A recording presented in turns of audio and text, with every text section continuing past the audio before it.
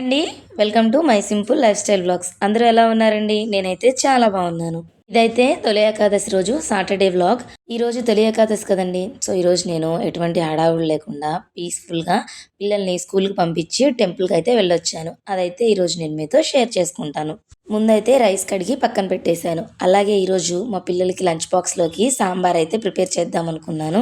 దానికోసం కందిపప్పు కడిగి పక్కన పెట్టుకున్నాను. అలాగే దానికి కావాల్సిన వెజిటేబుల్స్ కూడా కట్ చేసుకుంటున్నాను. నేను ఎప్పుడైనా సరే ఏ కూర ప్రిపేర్ చేయాలన్నా కూడా దానికి కావాల్సిన వెజిటేబుల్స్ అన్నీ కూడా ముందుగానే కట్ చేసుకొని పెట్టుకుంటాను. అలా కాకుండా కర్రీ చేసే మధ్యలో ఇలా కట్ చేసుకొని వేసుకోవడం అంటే నాకు ఇష్టం ఉండదు. సో ముందుగా నేను అన్నీ కూడా రెడీ చేసుకొని పక్కన పెట్టుకుంటాను. ఇలా చేసుకోవడం వల్ల వంట చేసేటప్పుడు ఏమీ మిస్ అవ్వకుండా అన్నీ కూడా కరెక్ట్గా ఉంటాయి. నెక్స్ట్ సాంబార్లోకి సొరకాయ కూడా వేద్దామని అది కూడా కట్ చేసుకొని పక్కన పెట్టుకున్నాను. మిగిలిన సొరకాయ ముక్కని ఈ విధంగా కవర్లో పెట్టుకొని ఫ్రిడ్జ్లో పెట్టుకుంటే ఎక్కువ రోజులు స్టోరేజ్ ఉంటుంది పాడైపోకుండా. అలాగే ఇక్కడ పప్పు అయితే కుక్ అయిపోయింది. దాని ప్లేస్లో రైస్ అయితే పెట్టి కుక్ చేసుకుంటున్నాను. ఇంకొక వైపు పల్లీలు అయితే వేయిస్తున్నాను ఇడ్లీలోకి చట్నీ చేయడానికి. ముందుగా పచ్చిమిరపకాయలన్నీ వేయించి పక్కన పెట్టుకున్నాను. నెక్స్ట్ పల్లీలు అనేవి వేయించుకుంటున్నాను. ఎప్పుడైనా సరే చట్నీ టేస్ట్గా రావాలి అనుకుంటే పల్లీలు అనేవి కొంచెం ఎక్కువగా వేగితే టేస్ట్ అనేది చాలా బాగుంటుంది. పల్లీలు అనేవి వేయించుకొని అవి చల్లరడానికి పక్కనైతే పెట్టేసుకున్నాను. నెక్స్ట్ సాంబార్ ప్రిపేర్ చేయడానికి దానిలోకి పప్పు అనేది వెనిపేసి దానిలో కొంచెం చింతపండు గుజ్జు అనేది యాడ్ చేసుకొని తగినన్ని వాటర్ వేసుకొని కొంచెం సాల్ట్ అలాగే ఒక స్పూన్ కారం అయితే యాడ్ చేసుకొని స్టవ్ మీద పెట్టేసుకుంటాను. సాంబార్ అయితే ఒక హాఫ్ అన్ అవర్ వరకు మరగాలి. అలా మరిగితే మనకి చాలా టేస్టీగా ఉంటాయి.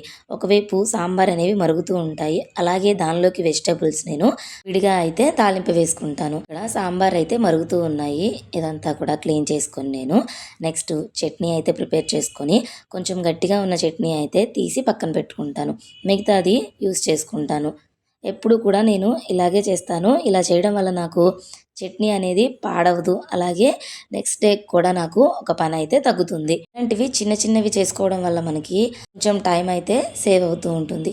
ఈరోజు తొలి ఏకాదశి కదండి. సో మీరందరూ పూజ ఎలా చేసుకున్నారో నాకు తప్పకుండా కామెంట్ చేయండి. ఇక్కడ ప్యాన్ పెట్టేసి మా పిల్లలకి ఒడియాలు అయితే వేయిస్తున్నాను. ఎప్పుడైనా సరే నేను పప్పు చేసినా సాంబార్ చేసినా ఇలా నంచుకోవడానికైతే వాళ్ళకి సైడ్ పెడుతూ ఉంటాను. ఇలాంటివి పెట్టడం వల్ల వాళ్ళకి తినడానికి కొంచెం ఇంట్రెస్ట్ అయితే వస్తుంది. ఎప్పుడైనా మనం సాంబార్ కానీ లేదంటే పప్పు కానీ చేసినప్పుడు మనం కలిపినప్పుడు బాగానే ఉంటుంది, కానీ మధ్యాహ్నం వాళ్ళు తినే టయానికి కొంచెం గట్టిగా అయితే అయిపోతుంది. అలాంటప్పుడు ఇలాంటివి నంచుకోవడం పెట్టడం వల్ల వాళ్ళు కొంచెం తినడానికి టేస్టీగా అనిపిస్తుంది. అందుకని నేనైతే ఎప్పుడు ఇవైతే ప్రిఫర్ చేస్తాను. నెక్స్ట్ ఇక్కడ సాంబార్లోకి తాలింపు అయితే వేసుకొని అవైతే మగ్గుతూ ఉన్నాయి వెజిటేబుల్స్. సో ఇలా వెజిటేబుల్స్ అన్నీ వేసుకొని ఆయిల్లో కొంతసేపు మగ్గిన తర్వాత వీటిని సాంబార్లో అయితే యాడ్ చేస్తాను.